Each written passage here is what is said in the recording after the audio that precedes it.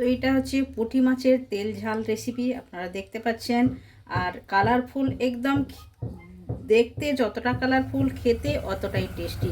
আপনারা বাড়িতে একবার এই রেসিপিটা ট্রাই করুন। তাহলে কেমনভাবে আমি বানিয়েছি পুরো ভিডিওতে দেখে নেওয়া যাক পুঁটি মাছের তেল ঝাল রেসিপি।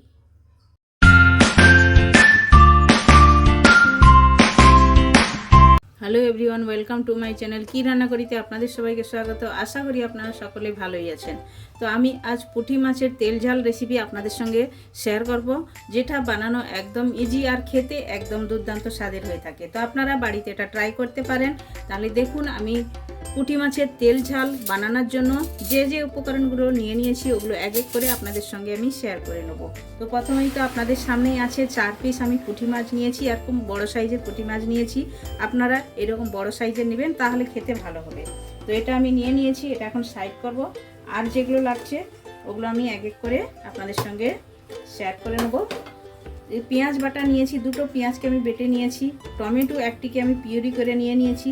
আদা রসুন বাটা নিয়েছি, আদা রসুন বাটা 2 চামচ লাগবে, এটাতে অনেকটাই আছে, এতটা লাগবে না। আর লাগছে এটা ধনেপাতা, দুটো কাঁচা লঙ্কা, চেরা কাঁচা লঙ্কা আছে।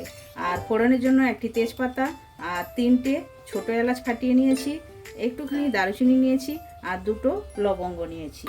আর লাল লঙ্কার গুঁড়ি তো লাগবেই, হলুদ গুঁড়ো, ওগুলো তো সাধারণ মশলা, মতলব যেগুলো আমরা সবসময় ব্যবহার করে থাকি, ও মশলা তো লাগবেই। তাহলে চলুন গ্যাসের কাছে যাওয়া যাক। তো গ্যাস চালু করে কড়াই বসিয়ে দিয়েছি আর কড়াইতে তেলও দিয়ে দিয়েছি। প্রথমে কড়াইটা ভালো করে গরম করে নিতে হবে আর সব সাইডে এভাবে তেলটা লাগিয়ে দেবো।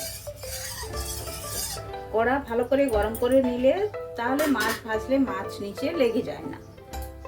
তো তেলটা ভালোভাবে গরম হয়ে গেছে, এখন মাছগুলো আমি দিয়ে দেবো।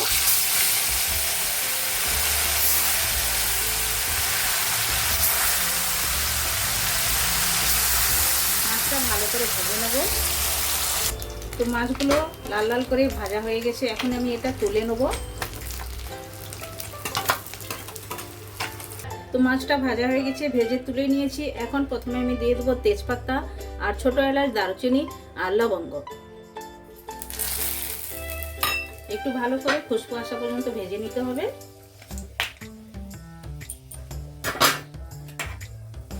তো ভালো করে ছোটো এলাচটা আমি ভেজে নিয়েছি। এখন আমি দিয়ে দেবো পেঁয়াজ বাটা।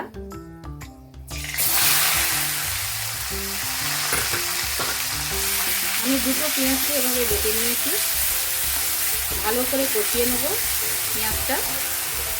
তো পেঁয়াজটা দেখুন লাল লাল করে কষিয়ে নিয়েছি ভালো করে। এখন আমি দেব 2 চামচ আদা রসুন বাটা,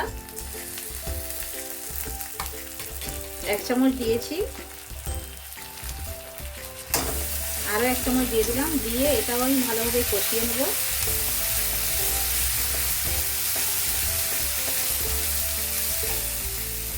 তো আদা রসুনটা ভালোভাবে কষিয়ে নিয়েছি, দেখুন তেল ছেড়ে দিয়েছে সাইডে সাইডে, আর এর যে একটা কাঁচা গন্ধটা চলে গেছে। এখন আমি দিয়ে দেবো 1 চামচ ভরে লাল লঙ্কার গুঁড়ি, আর একটু কালার ভালো আসার জন্য Kashmiri red chilli 1/2 tablespoon দিলাম। দিয়ে ভালো করে এটা একটু কষাবো।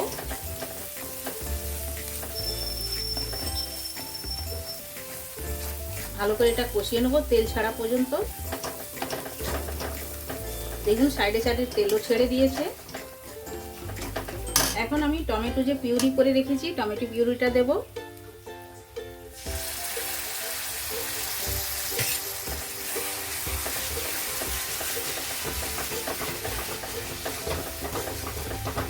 ভালোভাবে টমেটো পিউরিটাও কষিয়ে নেবো। তো ভালো করে কষিয়ে নিয়েছি, দেখুন সাইডে সাইডে একদম তেল ছেড়ে দিয়েছে আর মশলাটাও একসঙ্গে জমা হয়ে গেছে, তার মানে একদম ভালোভাবে কষানো হয়ে গেছে।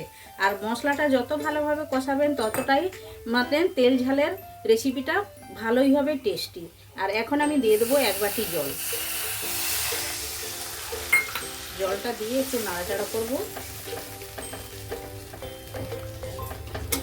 আর একটু জল আমি অ্যাড করব। তো জলটা আমি দিয়ে দিয়েছি, এখন ফোটার জন্য অপেক্ষা করব, তারপর আমি মাছ অ্যাড করব, এখন করব না। তো ভালোভাবে ফোটা আরম্ভ হয়ে গেছে, এখন মাছ অ্যাড করে দেবো।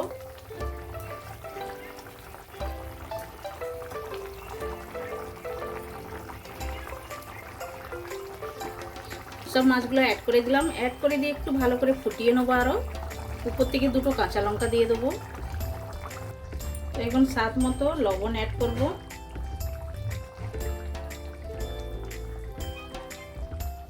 লবণটা অ্যাড করে দিলাম আমি। আর দেব লাস্টে ধনেপাতা। এই যে ধনেপাতা কুচিয়ে রেখেছি। এটা অলমোস্ট একদম রেডি হয়ে গেছে।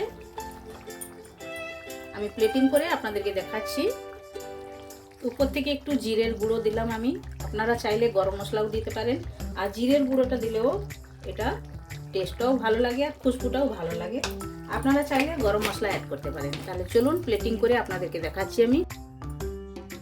তো পুঁটি মাছের তেল ঝাল রেসিপিটা আমার একদম রেডি হয়ে গেছে। আপনারা দেখতে পাচ্ছেন, দেখতেই যতটা কালারফুল, খেতে অতটাই টেস্টি। আপনারা বাড়িতে একবার ট্রাই করতে পারেন। এতে কোনো এক্সট্রা মশলা নেই, ঘরে থাকা মশলা থেকেই আমি বানিয়ে আপনাদেরকে তেল ঝাল রেসিপিটা দেখিয়েছি।